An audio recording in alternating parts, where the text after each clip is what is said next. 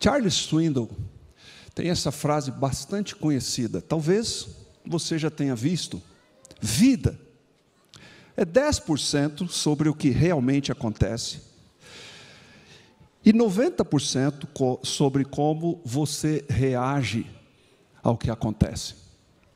É claro que os fatos reais são, às vezes, dolorosos, às vezes são irreversíveis, mas a maior parte das coisas que acontecem não estão ligadas ao fato em si, mas a como a gente reage, a como ele nos impacta, a como a gente segue a vida após este evento. O apóstolo Paulo, ele escreveu sobre como ele reagia diante dos fatos. Sua vida não teve um caminho simples. De todos os lados somos pressionados. Qual a sua resposta? Não desanimamos. Ficamos perplexos. Qual a resposta?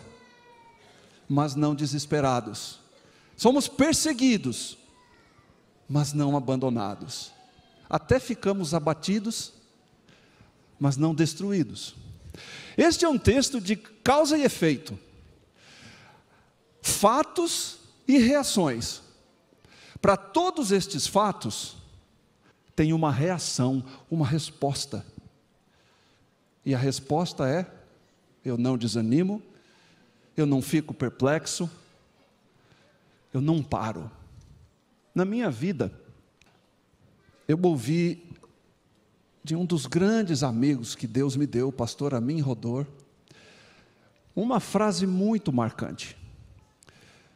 Eu e ele temos um ponto em comum: nós somos pais de meninos já moços com síndrome de Down. O Michael tem em torno de 30 anos, um pouquinho mais, que é o filho do pastor Amin, e o Nicolas, que é o meu filho, fez 21. Na minha casa ele disse: Martin, na vida você enfrenta situações que você não tem culpa. Na vida, você vai se deparar com eventos que você não tem culpa, e além disto, você não tem como eliminar da tua vida. E além de não ter culpa, além de não eliminar, você simplesmente não tem nenhuma ação sobre o fato acontecido. Mas, exceto uma. E quando ele disse, exceto uma, eu disse, então tem uma. E esta uma coisa é: você pode controlar a tua resposta. Salomão tem um texto muito, muito, muito interessante. Eu sempre volto à leitura da Bíblia em Provérbios. Talvez seja o livro que eu mais leia. Ele diz assim: quando um tolo é ofendido, quando uma pessoa sem inteligência, sem discernimento, com essa característica é ofendido, logo todos ficam sabendo. Mas quem é prudente faz de conta que não foi insultado. Que interessante esse texto, porque vivemos hoje a era dos insultos. E o texto bíblico, ele não nega que existe o insulto. O texto está dizendo assim: existe agressão, existe ofensa, maldade acontece. Você pode ser agredido às vezes, mas quando você é, e eu sou, tolo, a resposta é sair gritando. Nessa primeira experiência sobre respostas, queridos irmãos, queridos amigos, eu quero lembrar a reação do exemplo de resiliência, paciência e fé. Jó, tendo perdido tudo, sem poder dominar e controlar os fatos, posses, família, filhos, sua própria saúde. Qual foi sua resposta? Quanto a mim, mesmo neste corpo fedendo, putrefando, quanto a mim, mesmo sendo abandonado, quanto a mim mesmo tendo perdido tudo, eu sei que o meu Redentor vive, e que um dia, por fim, se levantará sobre a terra. Eu o verei, por mim mesmo sim o verei, com estes olhos eu o verei, e o meu coração anseia muito por isso. Querido irmão, você não controla todos os fatos que acontecem nesta vida. Nós levantamos sem saber o que será naquele dia. Para todas as circunstâncias você tem uma resposta, e a resposta é: siga crendo, siga confiando, prossiga com a mão dada à mão de Jesus. A segunda experiência que eu quero compartilhar com vocês nesta manhã aconteceu em 1993. Eu fazia o 2º ano do curso de teologia. Naquela ocasião, ter uma revista Veja ou outra similar era uma relíquia, era um tipo de privilégio, era um tipo de posse rara, vamos dizer assim. Eu fui no domingo à noite na casa da minha namorada, que hoje é minha esposa. Fomos à igreja, o pai dela era assinante da revista. O correio jogava por cima do muro no domingo cedo, às vezes no sábado à noite. Eles leram a revista e eu disse: eu posso levar comigo para ler na escola? Claro, pode levar. Na segunda-feira, bem cedo, eu fui para a faculdade com aquele objeto raro, né? Levei comigo e entrei para a sala. Depois do intervalo, continuei lendo a revista. A aula era sobre teologia da educação cristã. Estávamos lendo o livro Educação, naquele capítulo dos 5 heróis, Paulo, Daniel.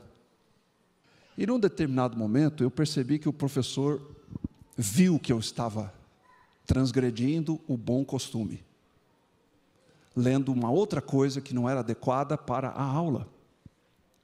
Até que o professor, de onde estava, que era no meu corredor, no corredor da minha fileira, começou a caminhar. Enquanto ele se dirigia para mim, eu fechei a revista assim, e eu coloquei a revista debaixo do livro Educação. E segui tentando contornar a situação. Ele passou por mim e falou esta frase: enganas a ti mesmo, filho. Eu fico com uma certa vergonha de contar isto. Mas de que adianta eu demonstrar para vocês que minha vida foi perfeita se ela não foi? O que eu ganho com isso? O que eu vou levar você a pensar sobre mim, tentando disfarçar algo ou tentando projetar uma realidade que não representa, de fato, o que foi minha vida, todas as lições que eu aprendi, os erros e acertos que fazem parte do cotidiano. Há quem diga que Davi recebeu de Deus aquela declaração de alguém conforme o seu coração, porque Davi não tentava negar a Deus quem ele era, não esconder de Deus a realidade da sua vida. Quando você doa, por que você doa? Quando você faz o bem, por que você faz o bem? Quando você administra o seu dinheiro, com que critérios você o faz? Você está querendo impressionar a quem? E você está querendo enganar a quem? Nós não enganamos a Deus. O Senhor sonda os corações, o Senhor conhece todas as coisas, o Senhor sabe o que vai dentro da alma. conhece todas as coisas. Os propósitos do coração do homem são águas profundas. Mas quem tem discernimento, como aquele professor, ele traz tudo à tona. Martin, está querendo enganar quem? Enganas a ti mesmo, filho. Estas duas pessoas foram da minha banca de doutorado. O homem foi meu orientador, Dr. Daniel Galindo, professor aqui da ISPM, Mackenzie, metodista. Estudei na UMESP, a banca foi lá. E essa senhora, a doutora Cecília Peruso, da USP e da UMESP. Haviam outros, eram 5 na banca. Mas quando eu estava chegando próximo, a gente fica nervoso, a gente fica com medo. A graça de um jogo é a possibilidade da derrota. Um jogo sem possibilidade de derrota não tem graça, né? Assim a gente vai para uma banca, com a possibilidade de alguém enfrentar você, destruir seus argumentos, humilhar você, possibilidade de você não vencer aquele desafio. E eu relatei ao meu professor, Daniel, que eu estava nervoso, com medo. Ele disse: eu vou te contar uma história, Martin. Quando eu estava fazendo o meu doutorado, um dia eu fui ao Rio de Janeiro e eu estava no caminho perto de Resende. Parei num posto, minha esposa achou que eu ia abastecer, mas na verdade tive uma crise enorme de estresse. Daquele posto eu fui parar no hospital e fiquei 3 semanas sem sair da cama de estresse. Portanto, filho, ficar nervoso faz parte, todos ficamos, tenha coragem, avance. Um simples ato de encorajamento, não? Parece pequeno. Eu fui no dia da defesa, antes de começar a apresentação, essa senhora me chamou fora da sala, a sala de apresentações. E ela disse: Martin, vem aqui um pouquinho. É provável que você vai ganhar um 10. Seu trabalho está excelente, mas você tem esse e esse erro. Ela era autora do manual de pesquisa. Imagina, a pessoa que imprimiu, coordenou, editou a regra de como escrever a tese. Eu estava menosprezando, com os meus erros, o trabalho dela. A essência do que ela fazia ali. E ela me chamou fora e disse assim: Martin, você tem esse ponto falho aqui, metodológico, mas eu sei que você vai corrigir, portanto, eu não vou fazer essa observação lá em público, vou fazer para você, vou considerar que você vai atender, e lá eu vou elogiar todas as coisas positivas do seu trabalho. Eu aprendi que as pessoas vão esquecer o que você disse, as pessoas vão esquecer o que você fez, mas as pessoas nunca esquecerão de como você as fez sentir. Como aquela professora me fez sentir? Como aquele professor me fez sentir? Humilhado, sem esperança, um fracassado, um limitado. Ou eles me fizeram sentir uma pessoa amada, uma pessoa sobre a qual eles tinham interesse, uma pessoa pela qual eles desejavam o melhor. Esse grande filósofo judeu, ele disse: quando jovem eu costumava admirar pessoas inteligentes, amadureci e agora admiro pessoas bondosas. Eu preciso terminar, o tempo foi. Mas eu contei estas coisas para você pensar em Jesus, não em mim, nem nas experiências que eu relatei. Como Jesus trata a nossa vida, querido irmão? Como Ele aborda você? Com que objetivo? Olhando para que resultado Deus promove experiências na tua vida? as montanhas se desviarão e os outeiros tremerão, mas a minha benignidade não se desviará de ti. Deus é bom o tempo todo. Por último, leia comigo esse texto tão conhecido da Bíblia. Jesus nos conhece individualmente e comove-se ante a nossa fraqueza. Conhece-nos a todos por nome. São milhares de pessoas aqui dentro. Deus conhece uma a uma pelo nome. Sabe até a casa em que moramos. A nossa, quem sabe 1.500 pessoas aqui dentro.